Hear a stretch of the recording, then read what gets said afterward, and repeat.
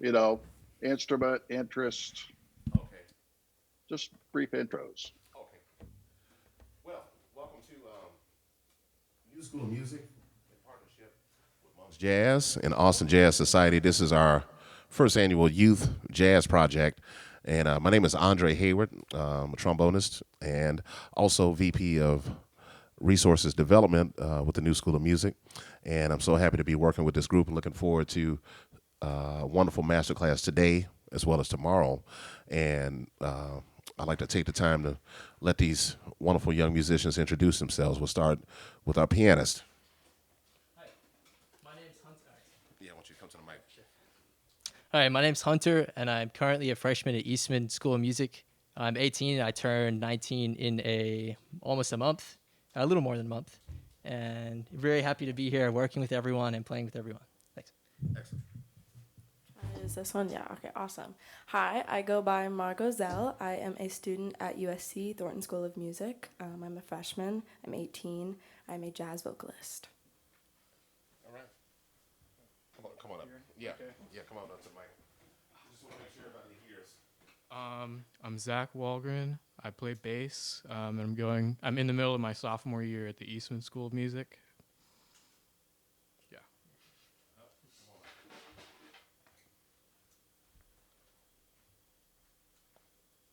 Hi, my name is Huck Langford. I play drums, and I'm a sophomore in high school. I go to McCallum here in Austin. My name All is right. This is our Wait. first Oh, wait. masterclass Wait. of this youth Dante's jazz go- project that's going Dante's to be also happening on the up scene, until Andre. Tuesday. And we do have some virtual performances as well as in-person performances here. First of all, we'd like to thank Colin Shook of Monk's Jazz for hosting us. And also would like to thank Austin Jazz Society as well as Richard Spencer of the New School of Music for having us. Today's going to be rehearsal / masterclass with the students. We'll get a chance to evaluate what they're doing and exchange some ideas. And we also have some very fine guests joining us. One of our fearless leaders of New School of Music, as well as our Texas Jazz and Blues Camp, Mr. Don Brayton, is online. And we also have the wonderful Peggy Stern online with us, as well as Richard Spencer and Tom Van Tassel, and another student of ours, a longtime student, Mr. Dante Koffler.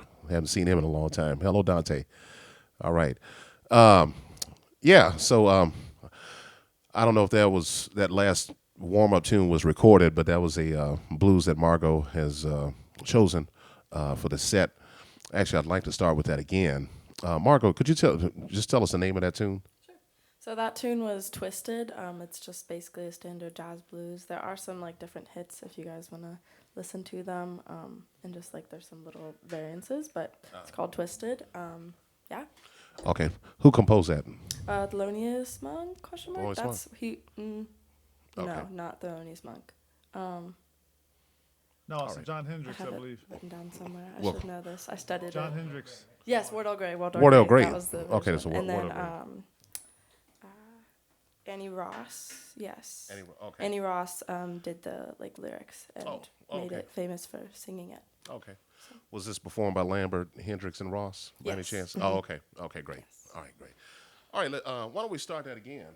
And I think you had asked Huck to play a chorus of out front with Sure. the drums. And yeah, let's start it again. And what we'll do here, let's just get a couple of choruses for the sake of time. Maybe 2 or 3 choruses apiece, so that we won't get too extended. All right. All right. You want to count it off again?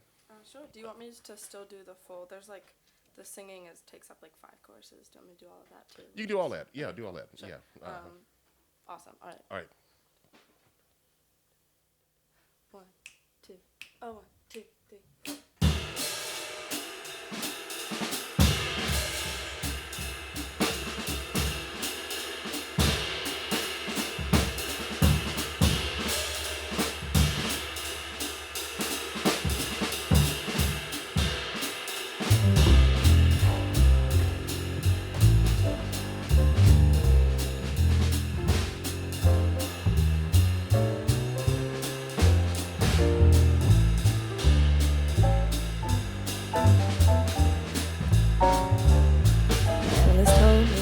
that I was right out of my head. He said, any treatment, but I'm not that easily led. He said, I was the type that was most inclined, went out of his sight to be out of my mind. And he thought I was nuts, no more ifs or ands or buts, oh no.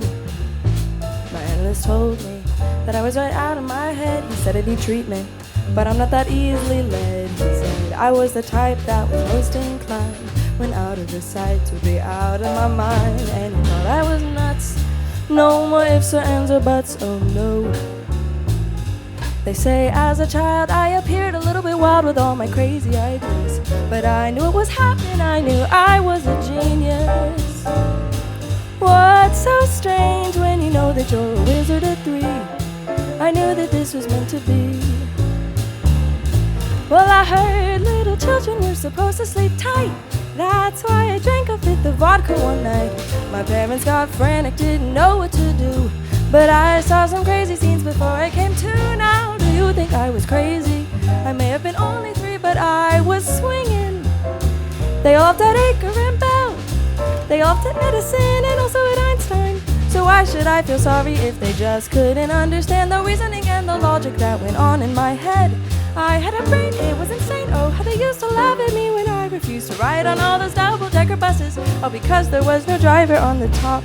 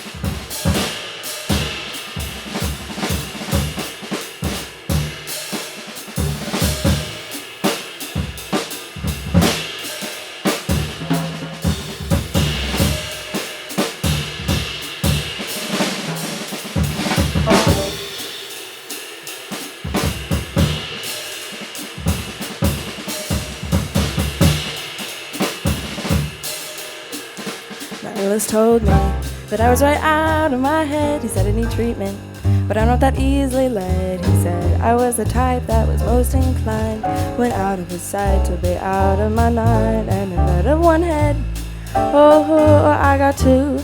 And you know 2 heads are better than one.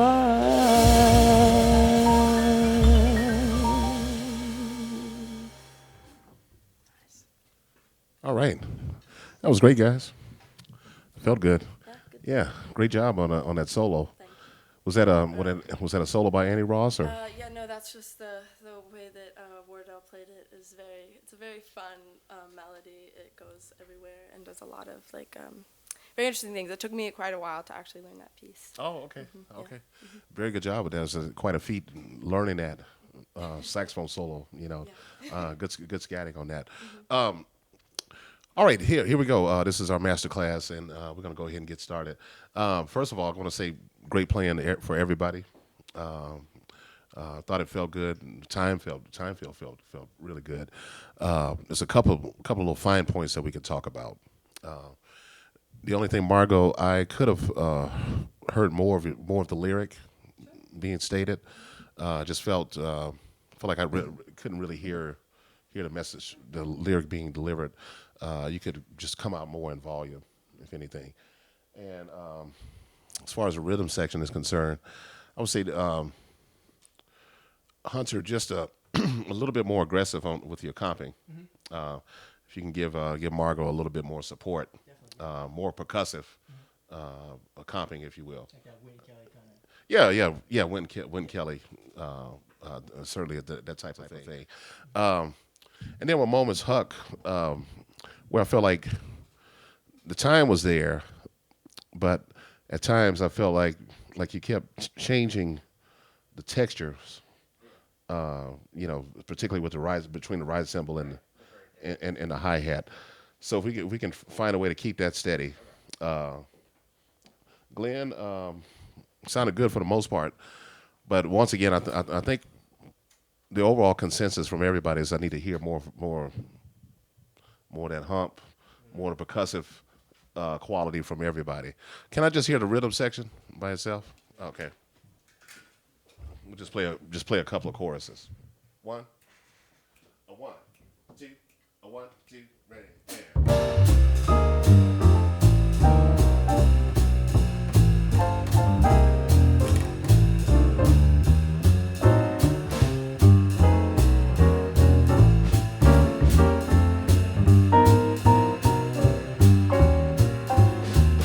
One more time.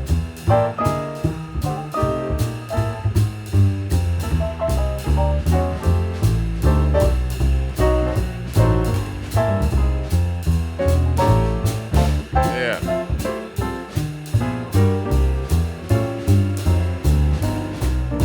Okay. Yeah. Now that certainly felt better. Now, Huck, the only thing I'm going to say about your snare drum when you're comping, make sure there's some intent behind it. So don't let it be a thing of just hitting the snare on automatic pilot. So everything you do comping wise, Hunter as well as Glenn, make sure it's melodic, and we would never want it to be where we're not listening to each other. So at this moment we're all a family. So you got to be thinking in terms of that. All right. Margot, let's hear a couple of choruses of this, and then we'll hear from some of our other clinicians, Don Brayton and Peggy Stern, and get some feedback. All right, just a couple of choruses at the beginning of the melody. All right. 1, 2, 1, 2. My analyst told me that I was right out of my head. He said he'd need treatment, but I'm not that easily led. He said I was the type that was most inclined, went out of his sight to be out of my mind, and he thought I was nuts. No more ifs or ands or buts, oh no. They say as a child I appeared a little bit wild with all my crazy ideas, but I knew it was happening, I knew I was a genius. What's so? Let's stop for a second. Okay. First of all, rhythm section, I think we can come down for Margot. Keep the same intensity, but less volume. And then Margot, please come out some more. All right. Yeah. All right. Rhythm is king. So always be thinking of rhythm first. All right. Check it out. One. Oh, go ahead and count. Okay. 1, 2, 1, 2. My analyst told me that I was right out of my head. He said I need treatment, but I'm not that easily led. He said I was the type that was most inclined, went out of his sight to be out of my mind, and he thought I was nuts. No more ifs or ands or buts, oh no. They say as a child I appeared a little bit wild with all my crazy ideas, but I knew it was happening, I knew I was a genius. What's so strange when you know that you're a wizard at 3? I knew that this was meant to be. Well, I heard little children were supposed to sleep tight. That's why I drank a fifth of vodka one night. My parents got frantic. Okay. All right. Things are okay. We're slowly getting into these little fine points together. But Huck, the only thing I'm going to tell you about the ride cymbal, you got to be kind of think of your stick going through the cymbal, because I'm hearing you sort of playing on top of it, and it sounds okay. But and then I still need to hear a little bit of that accent on 2 and 4. Let me see your drums.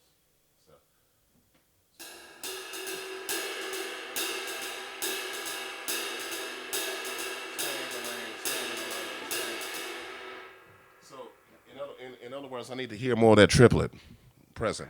Okay. All right. Let's do it once more, and then we'll hear from our clinicians. Okay. 1, 2, 1, 2, 3. My analyst told me that I was right out of my head. He said I need treatment, but I'm not that easily led. He said I was the type that was most inclined when out of his sight to be out of my mind. And he thought I was nuts. No more ifs or ands or buts. Oh no. They say as a child I appeared a little bit wild with all my crazy ideas, but I knew what was happening. I knew I was a genius. What's so strange when you know that you're a wizard at 3? I knew that this was meant to be. All right, great. That sounded much better, guys. Thank you. All right, why don't we hear from some of our clinicians, esteemed clinicians online. We got Don Brayton and Peggy Stern, Richard Spencer, Tom Van Tassel, and, well, Dante, if you got something to say. All right. I know Dante wants to play. Dante's ready to play. Yeah. We know Dante. He's a natural. This guy Yeah. wakes up thinking trumpet. I know you do, Dante. Right. Remember Dante. Can I say a couple things? Yes. So, hi everybody. Let's see, I'm losing the whole picture here. Can you all hear me? Yes. There we are. Uh-huh. Okay. Hi. So I want to introduce myself to you guys. I'm a pianist, and I went to Eastman. I graduated Eastman 100 years ago.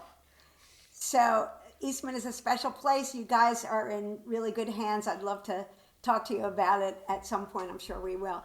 You're getting a great education. And I want you to know that when I went there, jazz was not a thing. It was underground. And it actually wasn't really permitted on campus, but more about that another time. So there you have it. So first, since I am a piano player, Hunter, you have so many ideas, and your ear is so good. I hear you reacting, which is I like that, because that makes it feel like y'all are connected, not just in your own little role as a, I'm going to comp and I'm going to walk and I'm going to go jang jang to dang. But what bothered me was that Margot has such a complicated line there that you didn't seem to. I felt like you were clashing a little bit. Your ideas were your ideas, and as an accompanist, you need to be playing off of her, not contra her. But I think that's you're 18 years old. You have a million ideas. They're all good. But I think you need to just listen more, play a little bit less in your comping. Can be totally rhythmic. I was listening today to Mal Waldron accompanying John Coltrane and Paul Quinichette in Catton, and he's hardly playing anything, Mal Waldron. But what he does play is so right in the pocket and such great ideas. So just something to think about. I appreciate and, it. Okay, so Margot, I do have a question for you.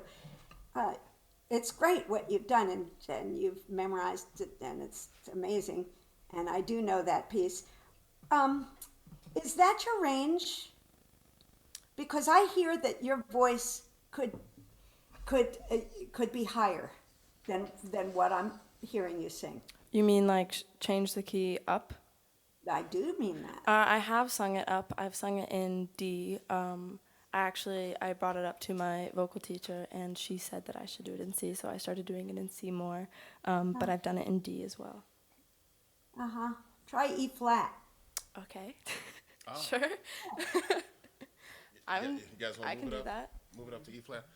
Let's give a little time to warm up into the key. Let's do a couple of choruses. All right. Yeah, E flat. One. I'll count it off. A 1, 1, 2.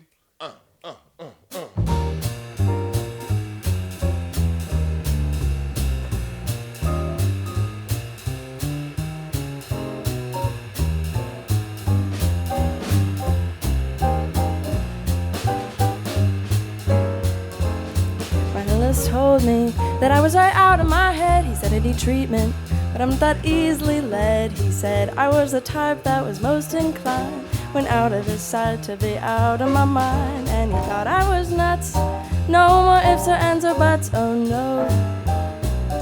They say as a child I appeared a little bit wild with all my crazy ideas, but I knew it was happening, I knew I was a genius.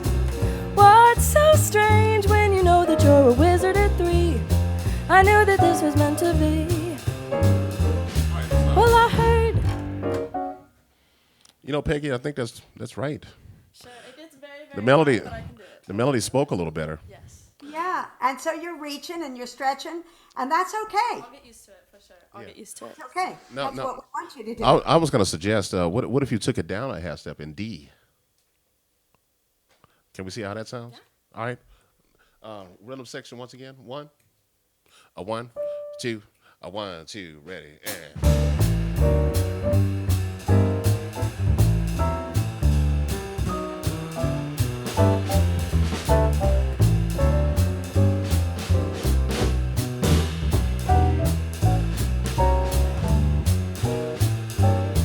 My analyst told me that I was right out of my head. He said I need treatment, but I'm not that easily led. He said I was the type that was most inclined, went out of his side to be out of my mind. And he thought I was nuts, no more ifs or ands or buts, oh no. They say as a child I appeared a little bit wild with all my crazy ideas, but I knew it was happening, I knew I was a genius. What's so strange when you know that you're a wizard at 3? I knew that this was meant to be. What do you think about that, Peggy? Well, it's too comfortable. I want to hear her stretch. I like Stretch the range. I like this stretch of. I think I do like the E flat myself too. I prefer the key of E flat anyway. I mean, D is it's Okay. a nice bright key, but E flat has some mystery to it. Okay. Thank you so much, Don. Do you have any insight? Oh yeah, always. First off, Peggy, great comments. And the key particularly, that was a good call. Wherever it lands, the higher key is better. I get the key change dropping because jazz voice tends to run a little lower, and so it kind of makes sense in general. For this piece, I think that one of the either D or E flat. I prefer E flat in that moment, but I think you'd live with either key and see what. I think the original key every time I played this been in D, so that might be Annie's. 'Cause I was looking it up. I didn't have a chance to look it up, but I can't remember. I think What I key learned. does she? I think Margot? Hendrix, Annie. I think she does it in C, which is why I learned it. She does do it I in think. C. I Okay. believe so. Oh, okay. I believe so. Okay. Yeah, it depends on. I think the singer I played it with maybe did it in D. But first off, compliments to everybody. Great to hear you, Zach and Huck again, and see you, and Dante, of course, and then Hunter. Great to hear you for the first time. You guys, I want to point out first off that all three of Zach and Dante and Huck have been at the Texas Jazz and Blues Camp at least a couple of years. If not longer, at least 2 years. And you guys are just growing, man. It's fantastic. I'm just so pleased to hear your growth. Well, not Dante at the moment, but I heard you. Well, has it been a year now? Oh my God, this has been. But Dante sat in with us over at Parker and he killed it, of course. So so proud of you, young man. Anyhow, okay. So now back to this particular kind of situation. Couple comments just off of what other folks said. So first I'll go with what Peggy was referring to about the comping on the piano. So Margot, when you bring in a tune, so a tune like Twisted is a tough tune to drop on folks because it's not like where you can learn a blues, you can learn ahead. If it's any normal quote unquote blues, 12 bars to learn, which means a few times through, you got it. The cats may even know it. So which means that getting to that point that Peggy's talking about where you can be complimented easily. Like for example, if you brought in a centerpiece, which is kind of the standard jam session blues for singers, centerpiece plays itself in the rhythm section, which means that they're going to comp for you pretty easily with minimal clashes from first note, even if you don't know them. So that's just a matter of something for you to think about as you bring something in. That said, obviously this is a great choice. It's an awesome tune, and these guys might not fully know it yet. Hunter, have you knew it was by Wardell Gray, so that means you may have played it before, Hunter? Yes or no? I haven't played this exact tune, but I've heard of that. Heard it before. Because yeah, I remember I forgot the Wardell Gray, and I'm a saxophone player. I should know. So thank you for the reminder on that part of it. But anyway, it's comping for this tune because it's essentially a vocalese, right? So the comping side of it is way more. It's different than comping for a normal head, even for a bop tune. So Hunter, I do think, like Peggy referred to, you'd want to do some homework on maximizing your comping on this one. Then Margot, so your job, understanding that reality would be to send them the chart in advance and say, hey man, I like to play Twisted in whatever XYZ situation. Have a look, have a listen, and that way he can prepare. And that's actually true of the whole rhythm section. Because the same thing for Huck. Now, so which my second comment, which is bouncing off of what Andrea said about the left hand of Huck, which is that the rhythmic side of the comping should, number one, support the melody of the tune, and then number two, the improvisation, and number three, well, who knows what order they're in, but the focus in the rhythm section. So typically, the kind of baseline for rhythmic comping would be that there's some coordination between the pianist's rhythmic comping, which is what Andre referred to in terms of the overall comping style, Hunter, and Huck's left hand. That synchrony that happens, and of course, I'm talking about the most clarion example in our history of that would be the 50s Miles Davis group with Paul Chambers and Wynton Kelly and Philly Joe Jones. So Wynton and Philly Joe had a real lock at certain times that really brought the rhythm section in really together. The more modern version would be Herbie Hancock and Tony Williams. And that version of it is multiplied by, you add you add all kinds of metric madness in there to in terms of the actual language, but the concept is the same. So you guys should be seeking to connect to each other via the tune, and then that way the rhythm section and the whole piece has more focus. Right? Does that make sense? Can I just say one more thing to add on to what you just said? Can people hear me? I unmuted. Yes. Oh yeah. No, we can hear Yeah, you. I agree with everything you said, Don. And what strikes me, and this happens all the time, is that's a very busy head. That's about as busy a head as you can get. Yeah. So in the rhythm section, less is going to be more. Right. That's Yes. On the head, particularly. Absolutely. on the head, right? That's Particularly, and then so your sensitivities. But that said, there's moments in there's space in there. There's moments and there's moments you can. So Peggy's absolutely correct, and then you lay for those moments. I knew that this was meant to be whatever. There's a window in there, and I noticed the third time Hunter started putting stuff in there Yes, he as he did. gets to know it. Yeah. So I know you guys it's digesting. Yeah. And so anyhow, yeah. Good stuff, man. It's swinging though. The vibe is good. Back is swinging, man.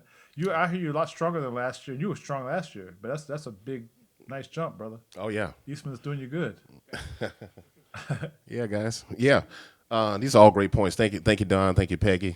Appreciate that. Now, my challenge is I'm trying to figure out how do we get Dante in here because I know he's been sitting here for a few minutes. Hello, Dante. All right. Hi. You've gotten taller. It's good to see you. I see you too. All right. Yeah. So you got something to play for us? Like, or like with a backing track or something. Like, Sure, or whatever. Okay. If you want to play unaccompanied, that's fine too. Okay. Sure. Can pull up some track. Yeah. Check. Yeah. Real quick, Dante, can you hear me? I'm calling back here at the mix desk. Do you have original sound as an option to turn on your screen? I did that. I've done that before, but I kind of Okay, cool. Are you using an interface or just the computer's microphones? interface. Okay, great. Uh, If you just click the bottom left there next to the microphone icon, it can grab that setting, or in the top left, it should say turn off or turn on original sound. But Otherwise, if that's already set, let's proceed. Audio settings. Wait, I don't see the turn off original sound. Yeah, it should be at your top left-hand corner. That's an update from one of the last few. So if you haven't updated in a while, I'd say rather than trying to troubleshoot all that, let's just hear what you got to play. Right on.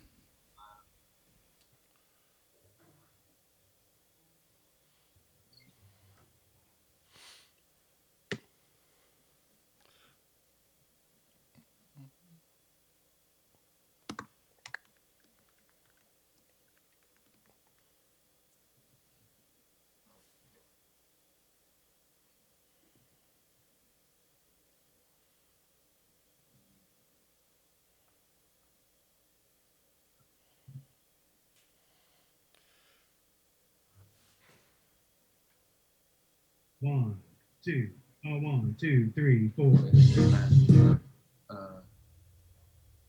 right.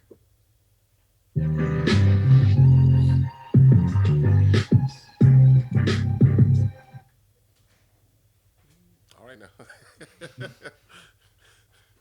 We're going smooth now.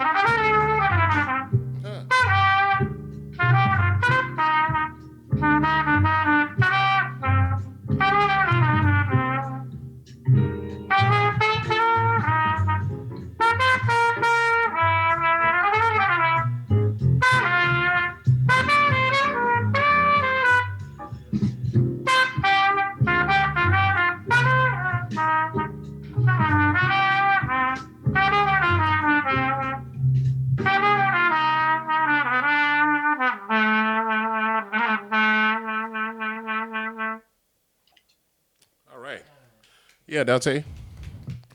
Sounded great, man. It's good to see you again. It's been almost a year since I seen you. I'm sorry. Could you speak a little bit louder?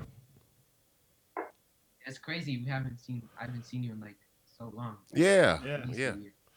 It's funny to hear your voice deepens now. Sounded great as always, man. Yeah, it's good. What were you using for backing track? Was that the Abrasols? Yeah, on YouTube it's called Backing Tracks Jazz. Oh, okay, okay. Yeah, there's so many of those tools online now. But yeah, man, good playing as always. Uh, are you planning on being with us on Tuesday night or okay, okay, great, okay. And yeah, so we gotta get you in. We'll be here doing sound check and getting all the arrangements together. But yeah, overall, I enjoyed what I heard. The only thing I can just say is maybe just a little bit more space pacing in your solos, and like instead of trying to play numerous ideas over the thing, you can find some motifs sometimes. So just a little 3-4 note shapes. Uh,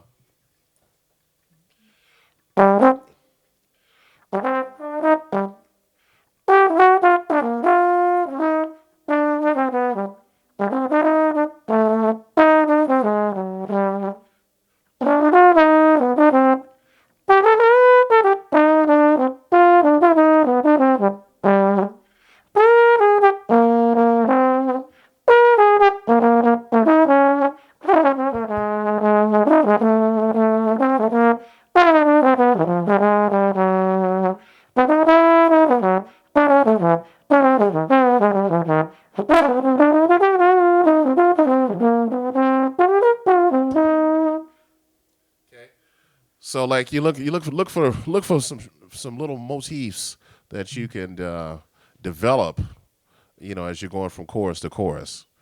That's just something that I think would be an added layer to your playing.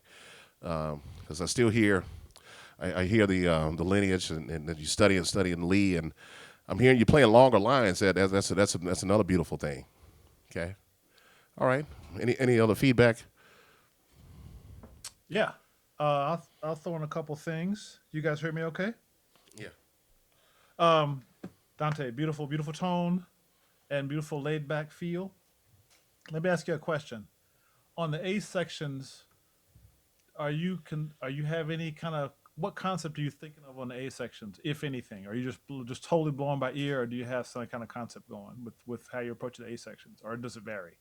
Uh, I mean, I guess mostly C minor, and then like I guess thinking modally, maybe.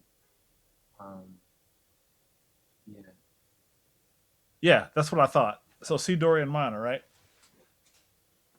Yes. What I heard, so I heard lots of A naturals and stuff. Mm. So here's the challenge: is that the actual changes have a turn, right? You've played it on the piano. You're familiar with the fact that it actually has a turn. So C minor, then do you have to manage to G7 9? Thank you, Peggy. There we go. Peggy's demonstrating. So the turn. So here's the thing about this tune: is it's not really a modal tune. You can do it and you can make it work. And you're a musical guy, and those of us who played it that way, even Andre actually didn't do it. He played. He had the nuance of the turns kind of in there, but he kind of played moldly because he was demonstrating themes. You can do the same thing. But here's the thing: is that when you're playing this tune, you have to take the turns into account to really be harmonically relevant in terms of what you're doing. So in other words, if you're really going to connect, you can still play just like Andre with space and themes and even the way you played, but you got to get some A flats in there in order for it to feel right, and you got to know where they go. And I know you do because you did it sometimes, and other times you didn't. It's just because your ear is kind of guiding you. So the thing is that little extra bit of thought slash ear training slash practice with the awareness of those underlying changes they weave into your lines kind of automatically after. And again, you do this, so you know what I'm talking about. But you have to let that enter into your approach to this tune, and it'll fit better. Yeah. That makes sense. Mm. So then the other thing is Yes. to anticipate the bridge.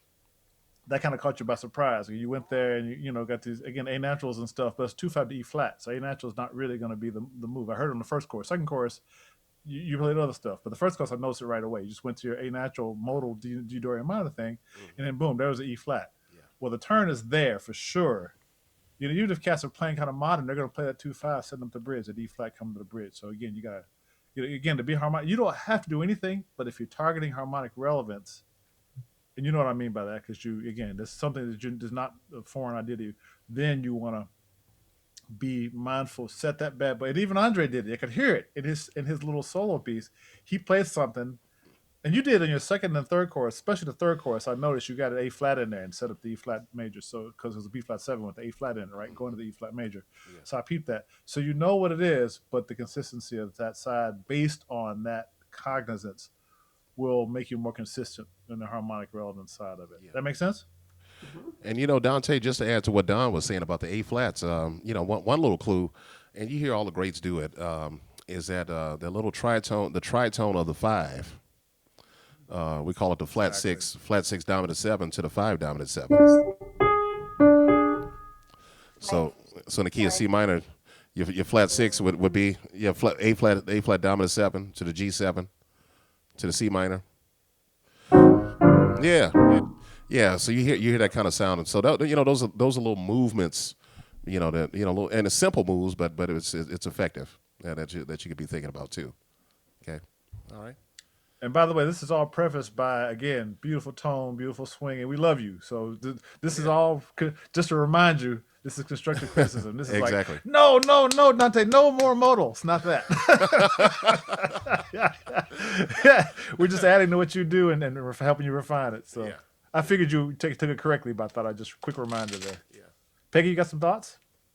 Well, my thoughts are pretty similar to what you said. I would say it a slightly different way. You're playing off a melody. So the melody itself has the implication of the 2 minor 7 flat 5 going to the G7. So yeah, that's where your A natural is. But before that, not really. Piano's out of tune. I apologize. But and the other thing that I would say besides that,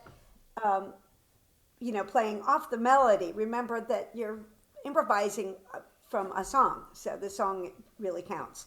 And the other thing is that, of course, he sounds beautiful. There's no question.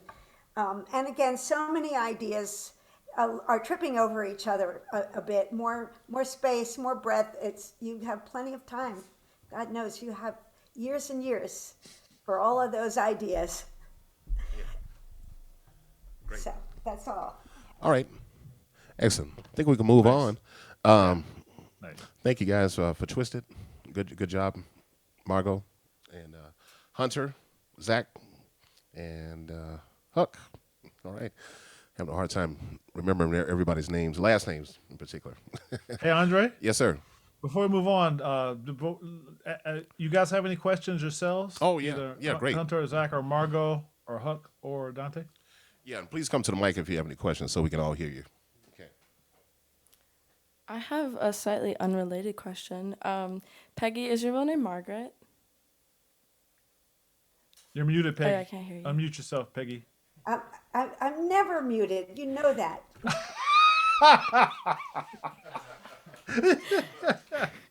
Hi, Colin.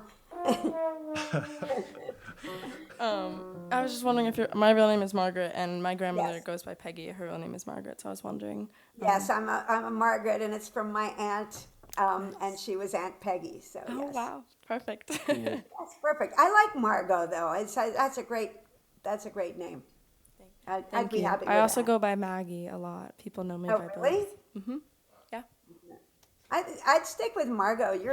Well, of course I don't know you, but Thank you. I partial. appreciate it. No, I appreciate the input. Nice. all right. Anything else, guys, so far? Okay. Zach? It'll come up. Okay. Huck? No questions? All right. Maybe I'll think of one later. All right. All right, why don't we move on to another tune? I think we got Twisted sounds like we got a first tune of a set, actually. Yeah, I think we got something here. Why don't we try? I was gonna suggest that we do my tune, Dre's Blues, Well, let's do something a little bit up. Margot, do you have another song that you song that you prepared? Yeah. That is. All of these that I brought are songs that. Oh, okay, okay, Yeah, this is actually the chart that I often use for Twisted, just because it's okay. a little bit different. But You know what? Why don't we change it up and let's do a ballad? Let's see what happens with the phrasing. Which one would you like to do?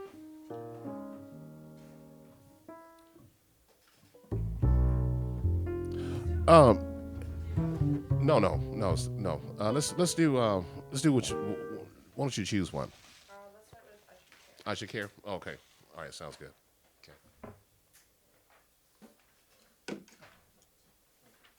I gotta check.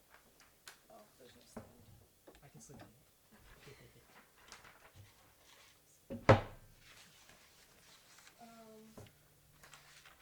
Just do the C-section for an intro. Yeah. And it's not actually swung. I'm doing it as a ballad, not as a. Yeah. Okay. Oh, okay. You want brushes? Yes, that'd be great. Cool. Okay. 1, 2, 1, 2, 3.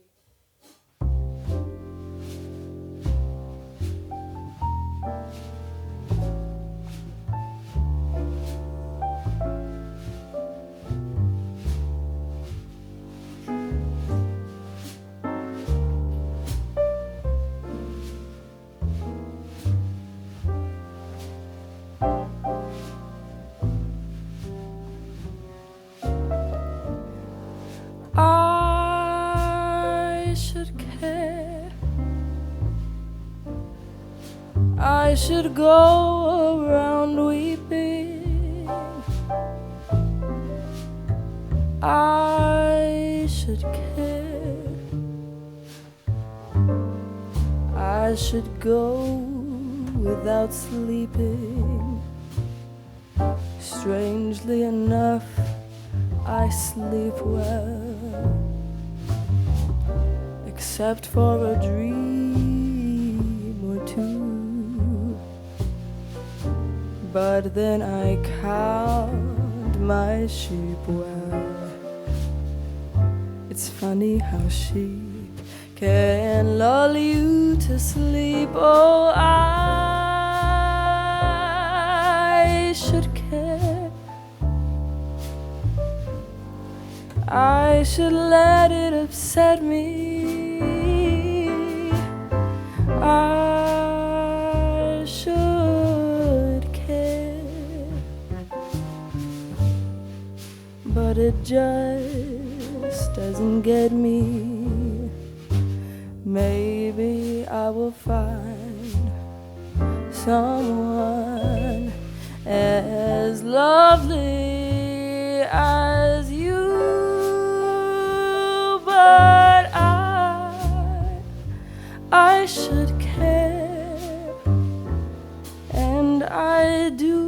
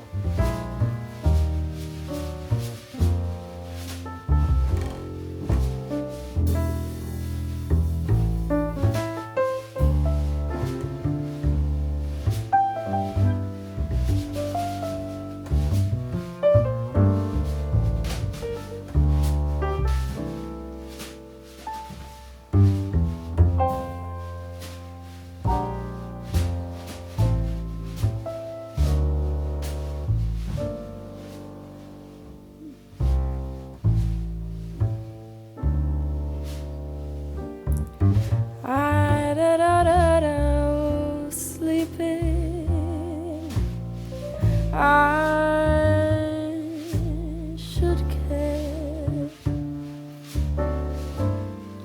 I should go without sleeping. Strangely enough, I sleep well, except for a dream or two. But then I count my sheep well. So funny how sheep can lull you to sleep. Oh, I should care. I should let it upset me. I should care, but it just doesn't get me. Maybe I won't find someone as lovely as you, but I should care, and I do.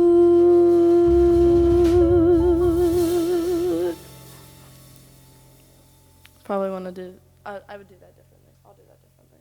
But yes. All right, guys. Just want to do really quick. I totally did not see it. So missed it up on the head. Missed it. There were many things that were. Yeah, that was on me. Yeah. Not a bad job overall. Field was good. I think this is another case of what Don mentioned earlier about really doing your homework and learning these songs. These are beautiful standards with lyrics, and I think you guys should really take the time to learn the verses, learn the words to the song. So don't just rely on Margot to interpret the words. You as a rhythm section members should have an idea what the message, the overall message of the song is about. That's going to help you determine your comping. That's going to help you with the bass lines and your touch in terms of the comping on the drums. Okay, so I can't stress the importance of that enough. One of my great mentors, Benny Powell, trombonist, played with all the big bands. Basie, that was something that he really stressed, learning the words to the songs. So I think when we come back tomorrow, are we rehearsing again tomorrow? You guys gonna be here? Okay, good. Just go home and do some homework on this tonight. But there's a couple of fine points that we need to talk about, and I can't wait to hear what Peggy and Donna has to say about this.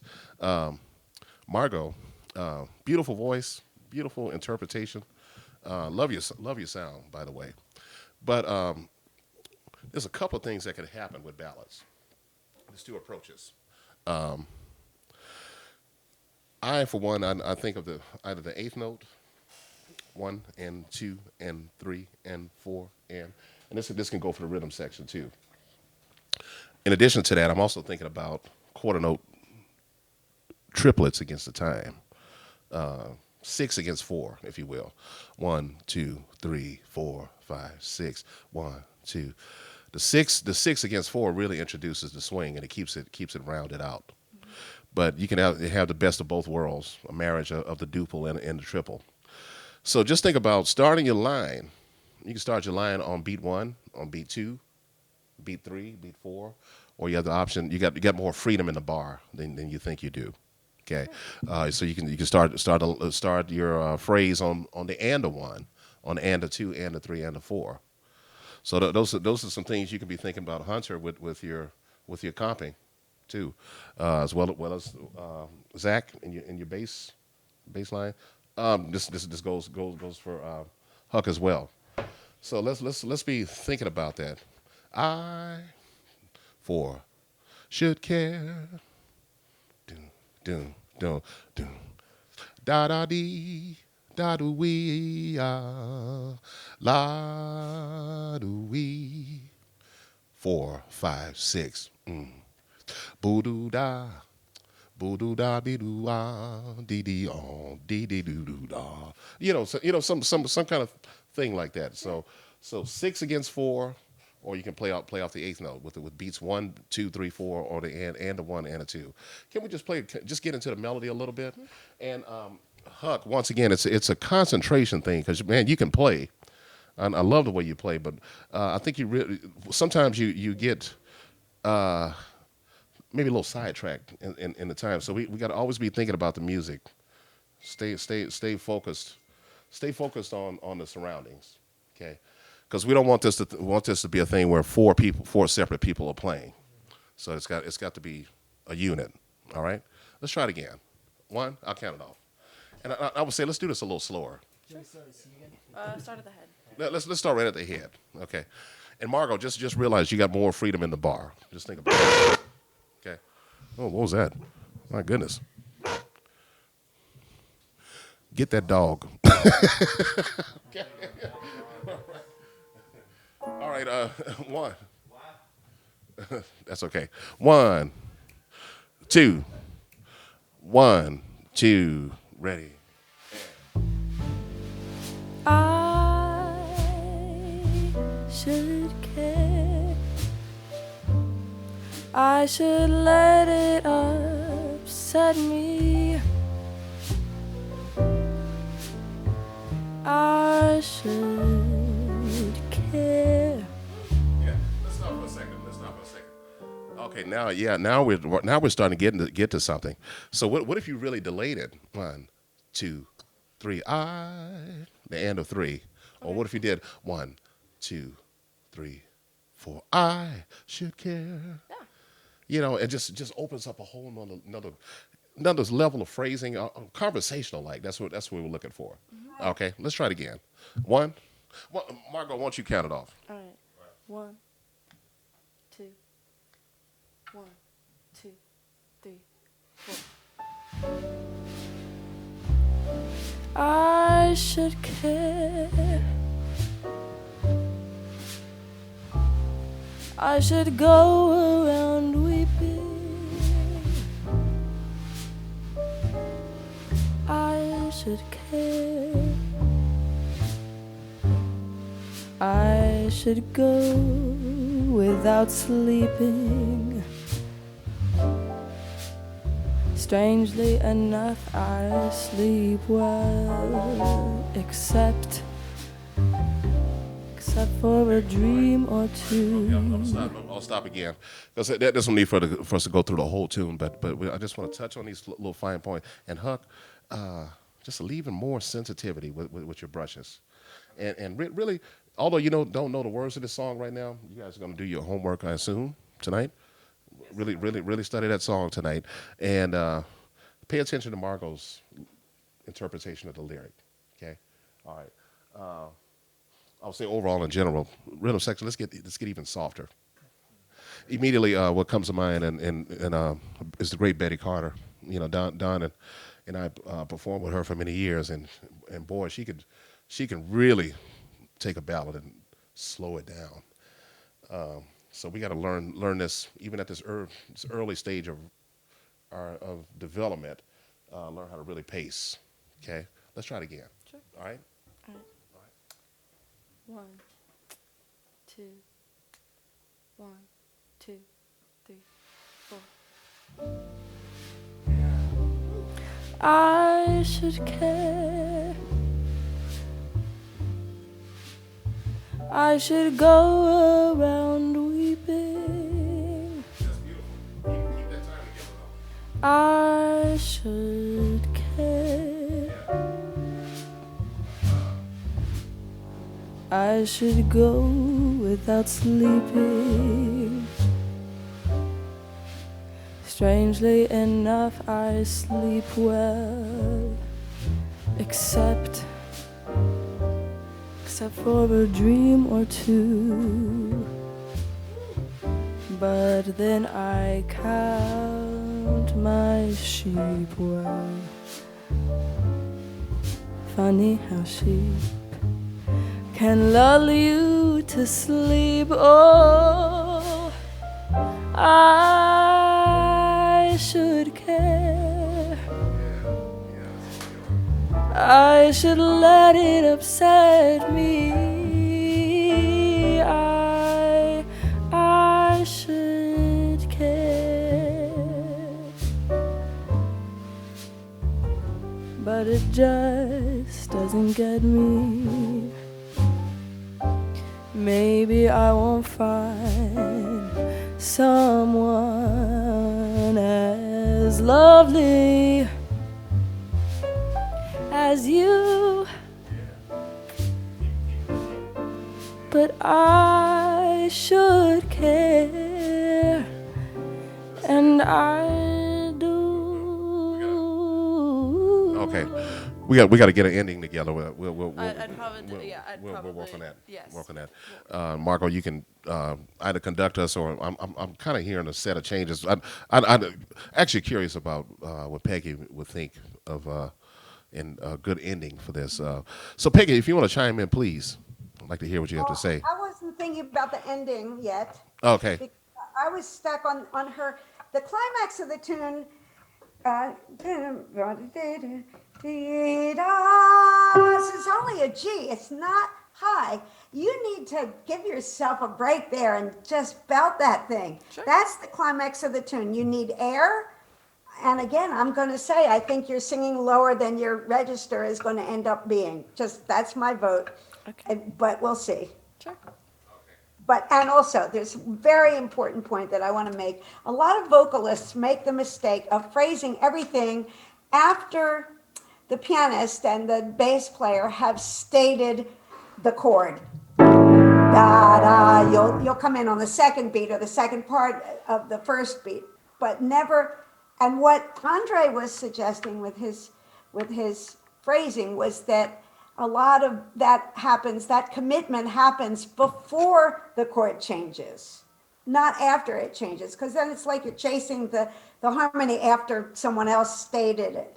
Do you understand what I'm trying to say? Yes. And a lot of singers are doing this. I mean, vocalists are doing it, and it becomes a mannerism, and I think it's a little bit of a cheat. I'm not a vocalist, I'm a pianist, but that's just what I hear. Sure. Oh, ending. Let Don talk about the ending. Oh, okay, sure. Oh no, you can do. You go ahead, Peggy. Peggy, If you haven't thought like, about it, I think go you had for it. more. Felt like you had more. I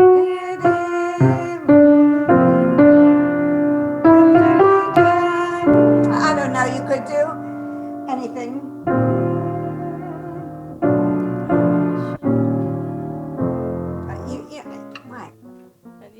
Yeah, I said a sort of a B7. She's going to slow down. You play a B7, and then play an E flat 7, or it would be an E flat 7, yeah. And then ease on up to the F. I mean, that's just absolutely off the top of my head. Never been asked that question before. All right. Because I do.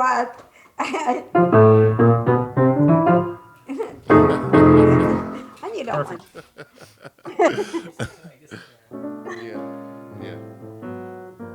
Yeah, right. So avoid that and just skip all that. I mean, that's, it just works. Yeah. So. Okay. Great. Don, if you have any insight, Sure. please. Thank you. Sure. Couple things. First off, I really do. It's getting better and better the couple times that you guys have evolved it. And Margot, I'm really enjoying hearing you, and I'm really impressed with your sense of time overall. Like I noticed on the blues, you came in after the drum solo.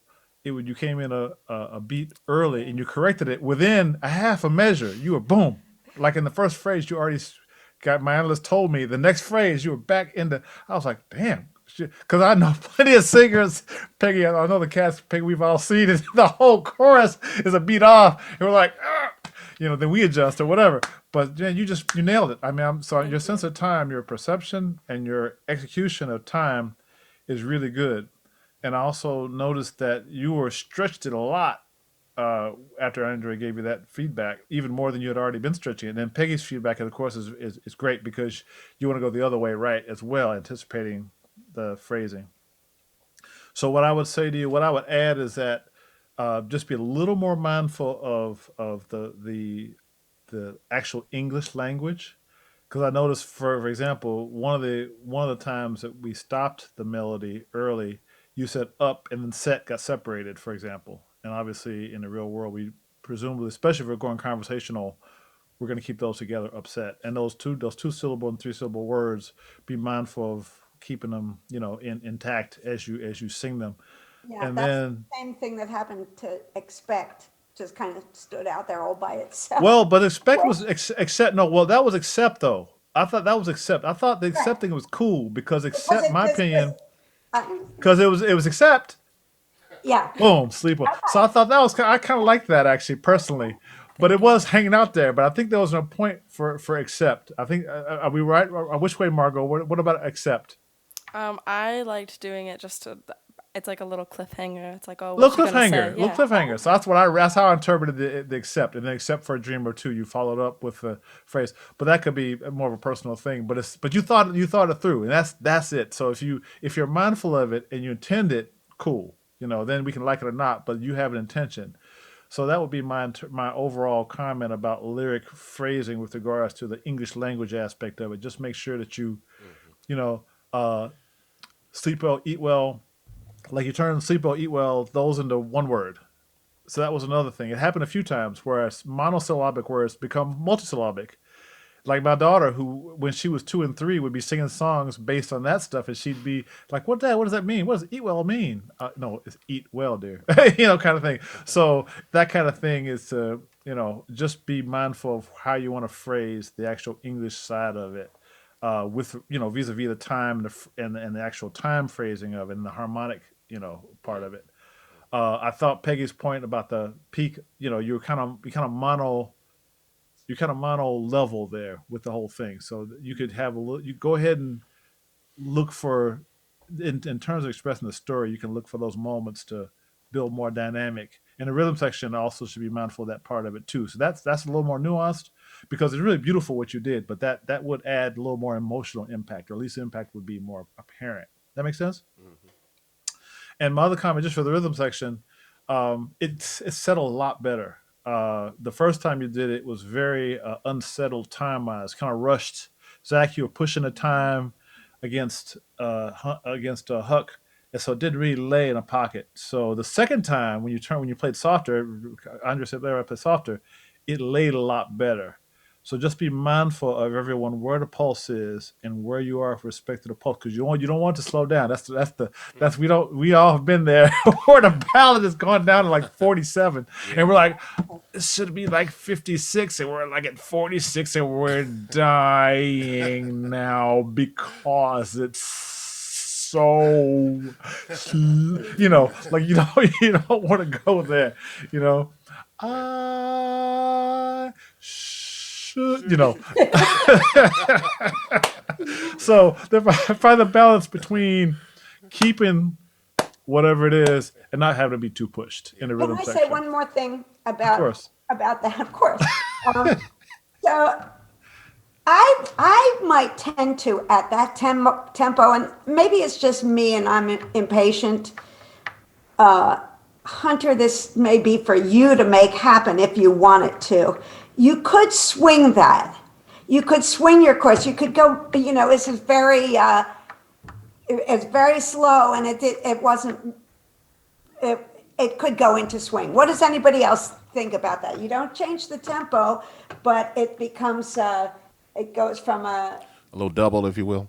low double Yeah. or four beat. I don't know four what to beat, call yeah. it, but you're not changing the length of the chords. You're just swinging it. I used to, when I was in New York, that was a thing that people did with ballads, because sometimes it gets going so slow. You want a little bit of action there, otherwise it can sound like a dirge.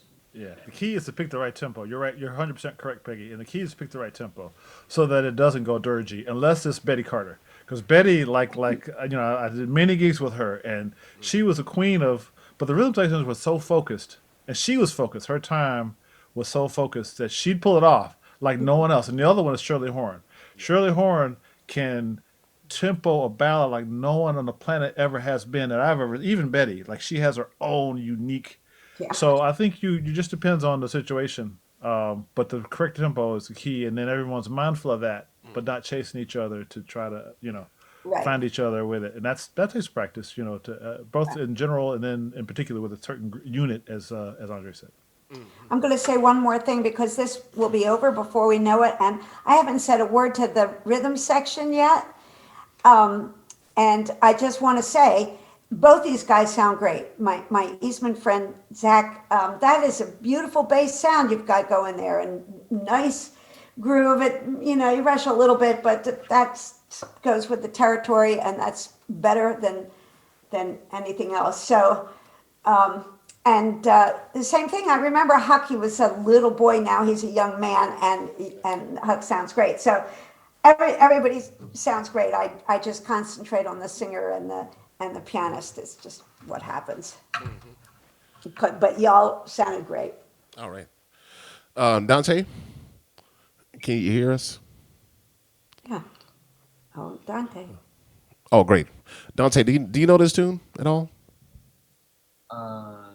Wait, sorry. Which? Oh, okay. This is one I want you to learn the lyrics and the melody too. So we'll have this ready for Tuesday night. It's called I Should Care. I Should Care. Oh yeah. Okay. I Should Care. Okay. Great. And then one last thing, Huck. Just maybe a little homework assignment tonight. I want you to check out Ed Thigpen has a great instructional video on brushes, and I think it's available on. I had it on VHS. This is during the years of VCR, but I think it's on YouTube now. It's available, but check that out. Okay. I think Ed Thigpen, The Art of the Brushes. Okay. Yeah. Check that out. Yeah. All right, cool. How are we looking on time, Colin? Richard? I know we started late. It's 5:28 now. Is it 5:28 or 4? Oh. Well, no. Oh, 4:28. Eastern. Sorry. Yeah. 4:28. So Sorry. we started a little late. Colin, can we do like another tune? And Andre, could you and the band basically pick the set list for everyone to work on? Oh yeah, sure. Okay. All right. Okay, so I think we got a couple of options here. Now, Margot, these are all your tunes, right? Yes. Oh, okay. There's some standards and then one of them. Okay. We had a list too that I need to pull from. Do you have it, Zach? Okay. Now I certainly want to do Twisted. Let's include that. Sure. And I'm thinking if we can get. Here's a list, I think that Okay. Actually, would like to get It Could Happen to You in there.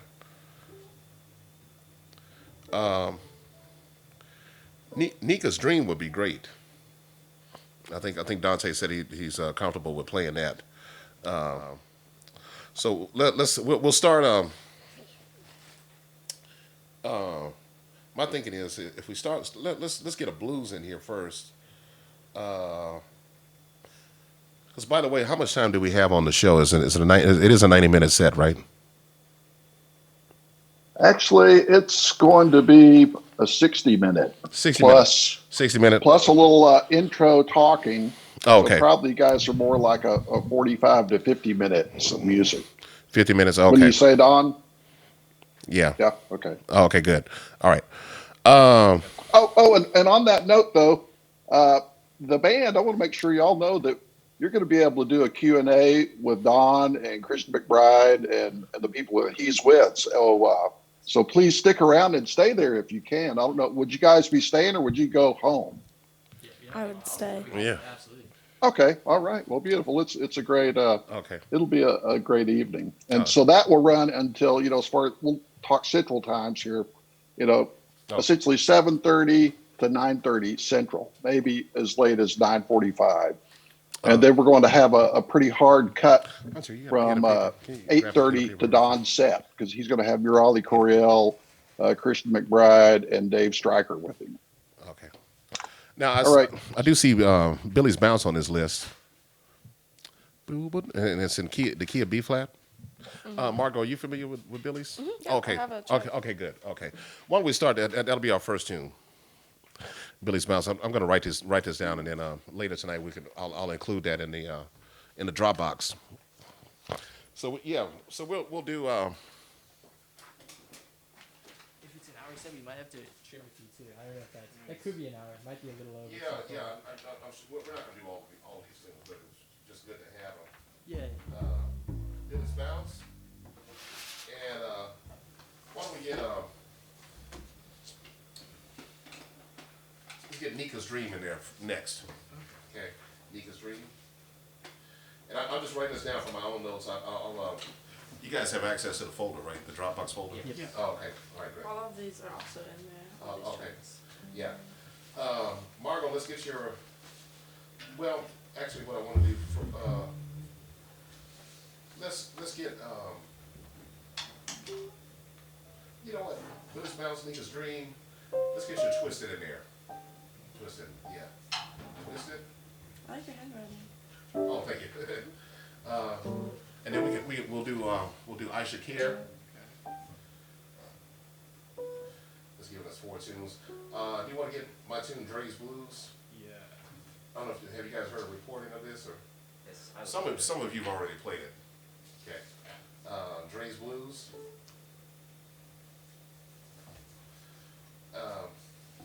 We might have time for 2 more.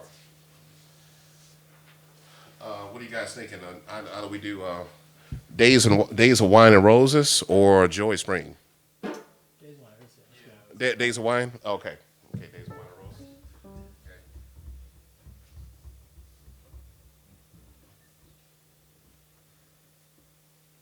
If we have time, I brought in the Christian McBride tune, but we don't have to play it. Oh, what you got there? I got Shade. Shade of the Cedar Tree? Yeah. That might be him because he's going to be listening anyway. I thought that'd be cool. We don't Yeah, have to. that's a great tune. Y'all gonna rehearse it or? I got sheet music. Oh, okay. Yeah, we need to run that one. Maybe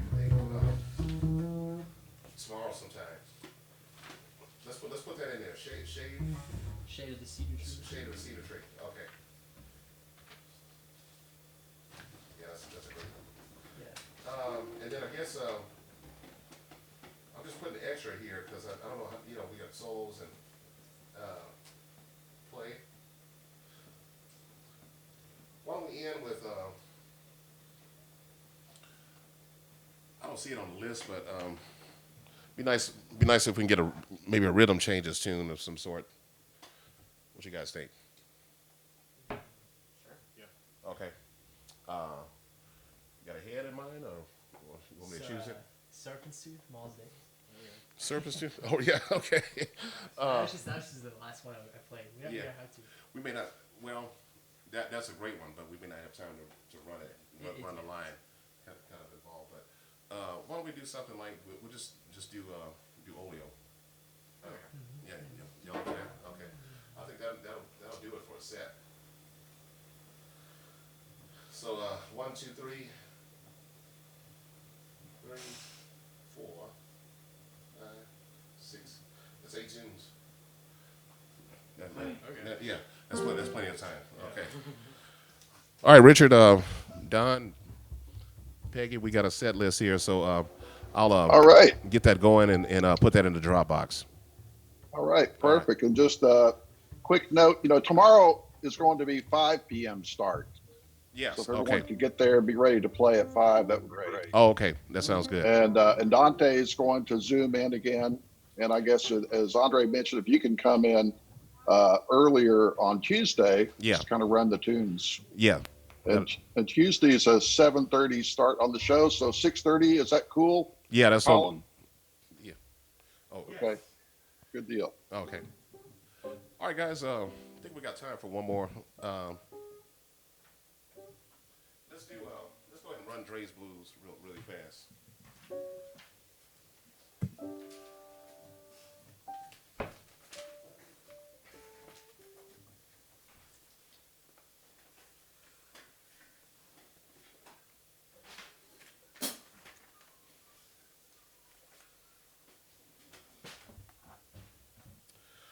Yeah, so this is pretty straightforward. We're just walking into, playing into at the A section. The B section, we're walking. Is there a piano lead sheet or is it just a? Oh, yeah, you need a lead sheet. Hold on just a second. We just printed that out earlier. There's one Oh, okay. Oh, I got another one. Yeah. You can go ahead. I'll get it.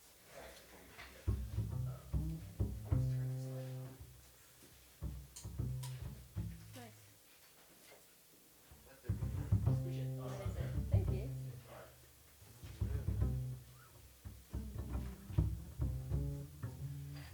Margo, feel free to capture any essence of melody if you don't have, you know.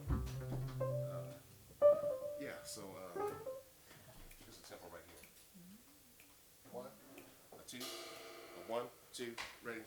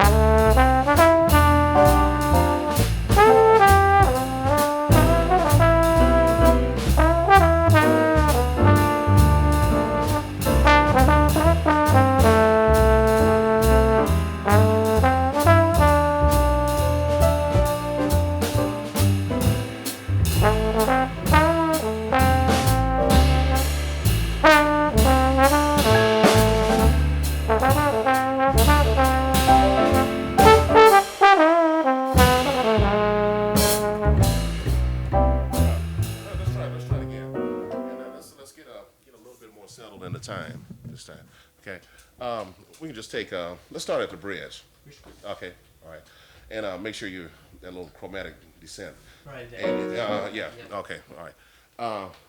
Margaret, you want to try to sing it along with me? Yeah, I was kind of humming along, trying to pick Okay. it up real quick. All right. Let's take it from the top again. Sure. All right. One. Just lay back. Don't let it rush. A one, two, a one, two, ready.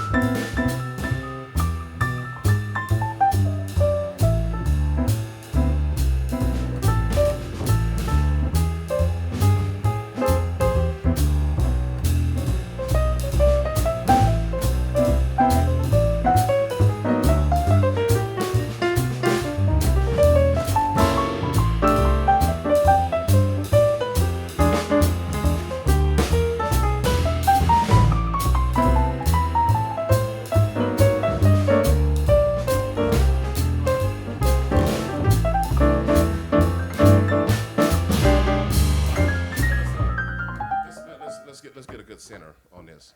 Okay, because it's rushing big time. This tune, in essence, is more or less a gospel tune. So I'm kind of looking for that church, that shuffle, if you will. So you got to keep it consistent. Don't rush. Okay, let's start at the Hunter solo again. A one, a two, a two, ready, and.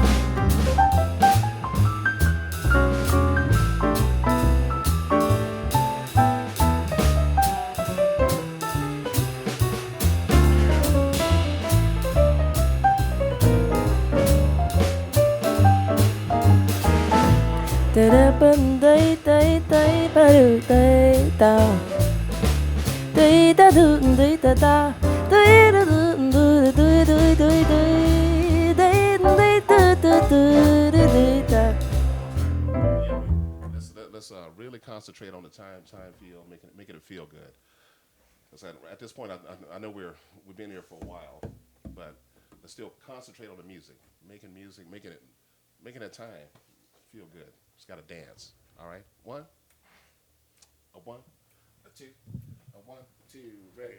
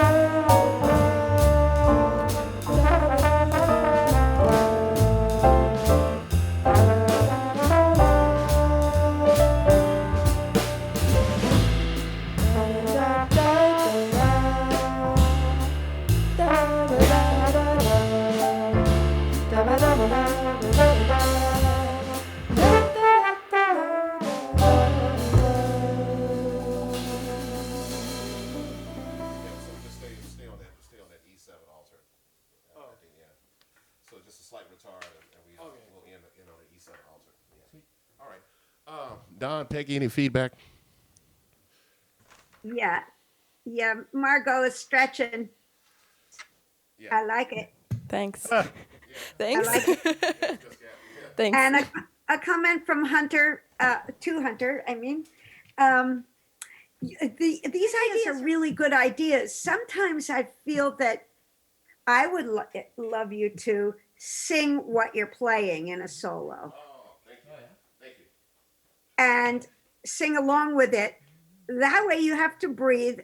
You're not putting a puzzle together. Just you, although you are putting a puzzle together, that's part of the way you see it. I can see that, but making it all work together like gears. But at the same time, I'd like to hear more melodic, uh, thought thought through ideas carried over the bar, which I heard you do a couple of times. So you're obviously on the cusp of doing that, but you need to really slow yourself down, breathe, sing along, and you'll connect it all, I think.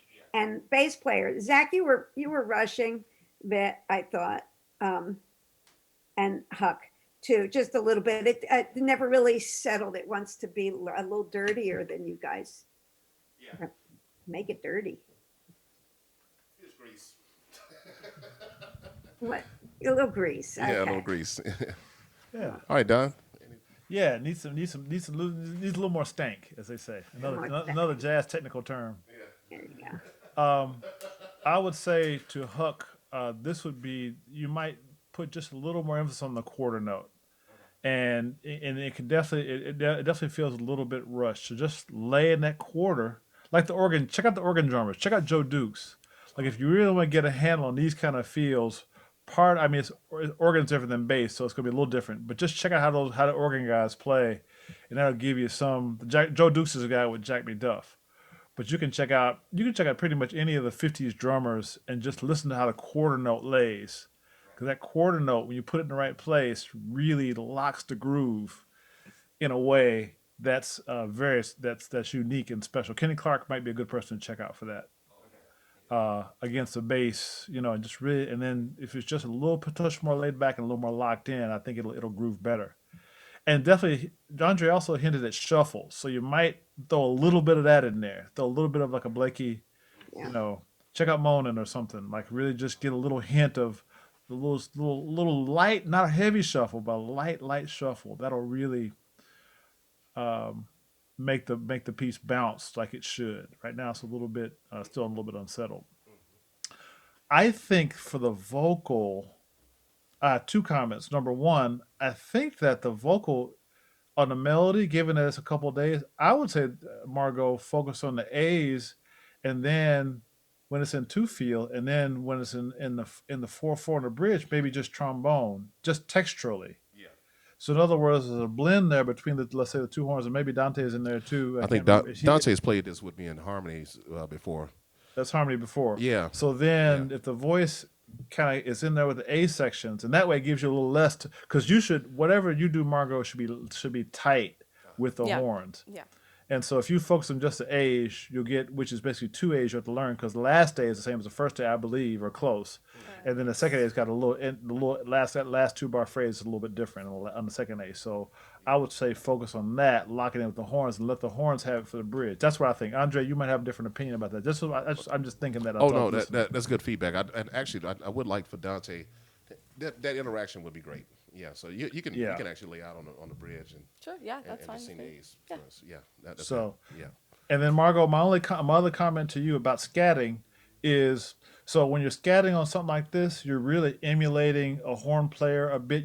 I know you use a lot of do, which is good because a lot of horn players, that's our main syllable is the duh. That's what we use. So I notice you can use other syllables first off. That's another. I'm not a scatter, so I am, but not like professional. I mean, I know a little bit, but I wouldn't consider myself a scatter at all. But I know there's a lot of possible syllables. But if you're going the horn player route with the do and the duh and like the D based scats, you need to connect the notes a little bit more. Sure. So that it feels a little bit ricky ticky sometimes, and that sometimes can happen in the early stages of, even for horn players, myself included, trying to get the phrasing to sound like real jazz lines. And I think using the do, da, all the D versions are cool, actually really cool, because particularly my ears a horn player, right? But connecting is very important. So just I would record yourself scatting in this style. Well, there's a recording of this. You can check it out. Actually, I think I'm not sure if we have access to it, but if we can get you a recording of this, you can scope it, unless you're already aware of it already, which you might be. Just look to connect your phrases. So Do do do da do do dee do do dee do dee do da do do do da do da do da do do dee da da da. So everything's connected. There's a common breath that connects all the notes within the phrase. And then if you syncopate, that's different. Do do dee da boo da do boo do dee da ba do dee. Then you're separating them out, right? If you're syncopating, but if you're having a line, then you want to have it be a little smoother and more connected. That's speaking from a perspective of a horn player. Sure, yeah. That makes sense? Yes, it does. 100%. Yeah. Yeah. So, guys, I think we've. I don't know. I'm still looking at the time. I think we got a few more minutes, actually. Yeah. It's all on Colin. Well, actually, it Time was is- supposed to be over at 4:30, so we're a little over. We're Right, over. so Okay, we're we way should over. wrap up. Yeah. Okay, great. But Colin's our man behind the control there. We don't want to abuse him. Yeah, exactly. Yeah. I think we're that's a pretty good masterclass right there. Yeah. I think so. I think so too. Guys, Excellent. that was so much fun, and I'm looking forward to tomorrow. Now that I got a feel of what we're doing here. This is so much. Thank you, Peggy. Thank you, Don. Nice to meet y'all. Richard, Tom Van Tassel, Colin. Thank you so much. Monk's Jazz. Yeah, great job. And Dante Koffler, good to see you. Can't wait to see you on Tuesday night. All right, we'll resume tomorrow. Richard, All right. should I do any thank yous, or we got the Andre thanked everybody at the Do beginning. the thank yous there. Oh, we need a City of Austin thank you. Hold tight. Oh, Go yeah, ahead. yes, that's right. Yeah, I'd just like to acknowledge some of our sponsors in this event. First off, thanks again to all the participants again, to Peggy and to Tom and to Colin and Richard, of course, and Andre for doing a beautiful job, and of course to the students. You guys are fantastic. Dante, Huck, Margot, Zach, and Hunter, you guys sound fantastic, beautiful. I can't wait to get Dante in the mix with you guys. It's going to be really, really special. So thank you for that. I'd like to acknowledge the Austin Jazz Society. So thank you, Austin Jazz Society, the New School of Music at Austin, the Texas Jazz and Blues Camp, and then this series is made possible by a grant from the City of Austin, the Cultural Arts Division, to the New School of Music in Austin. Okay, I'll say that one more time to make sure it's clear. This series is made possible by a grant from the City of Austin Cultural Arts Division to the New School of Music Austin. Thank you. Yeah. And one other thing I'd like to announce. I'm so excited that Christian McBride is going to be joining us on this new Texas Youth Jazz Project. And just recently, we've subscribed to Chick Corea's Academy. And so we're definitely tuned into his methods and things like that. So hopefully we can get him a part of this as well at some point in the near future. That would be really fun. That would be awesome. Yeah. Yeah. All right. Great, guys. We'll see you tomorrow. Thanks, guys. Okay. All right. All right. Thanks everybody for attending. I'm going to turn off the meeting. Have a great day and see everybody tomorrow. All right. Thanks, Colin. See Thanks ya. for everything, man.